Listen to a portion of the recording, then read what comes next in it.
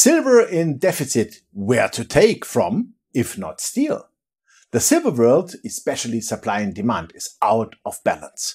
There was a net shortfall of around 52 million ounces silver in 2021 and 71.5 million ounces last year.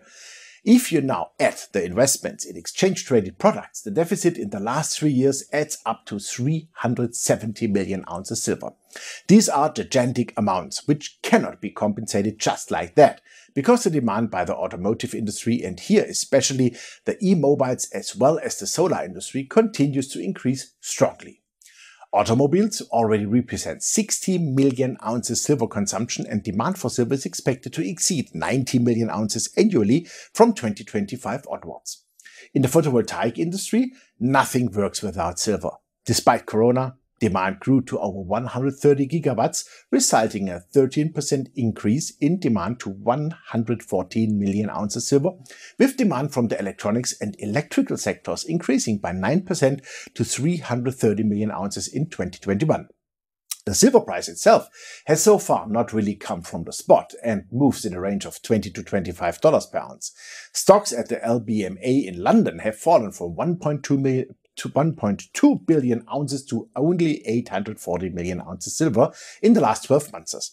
The market continues to tighten physically, even if this does not bother anyone on the future exchanges. However, silver is really needed and also consumed.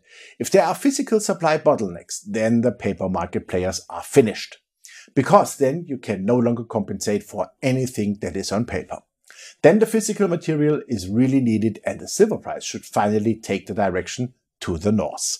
The chart shows an enormous breakout and buy signal at $32 per ounce. If the silver price succeeds in taking this mark, then the path would be built to $43, then $51, $61, and our distant target of $71 per ounce of silver.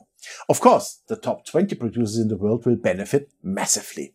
However, companies like MAG.TO, Discovery Silver, Vista Silver and Tier 1 Silver should see even more positive share price increases. MAG.TO in particular is ramping up its Juanicipio mine together with Fresnillo to full capacity this year. We expect over 20 million ounces of silver production from the mine starting in 2024. The company has no debt and mining costs should be around $8 per ounce silver.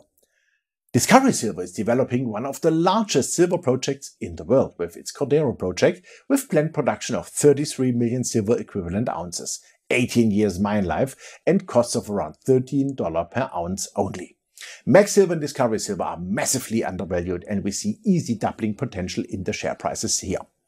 Vista Silver is working its way towards a feasibility study on their Panuco project. They just announced a new resource estimate of over 218 million ounces silver in the indicated and inferred category.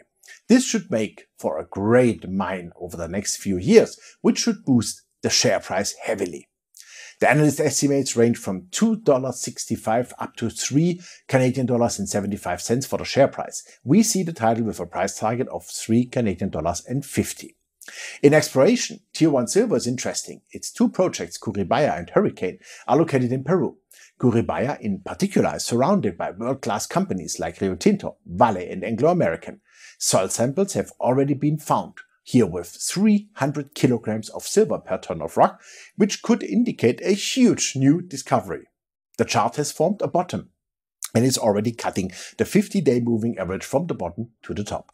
We see this as a buy signal and give the share price a first price target of $1 Canadian. The stocks discussed are part of the SRC Mining Special Situation Certificate, and I'm a shareholder in the companies. Thanks for watching us, and bye-bye from Switzerland.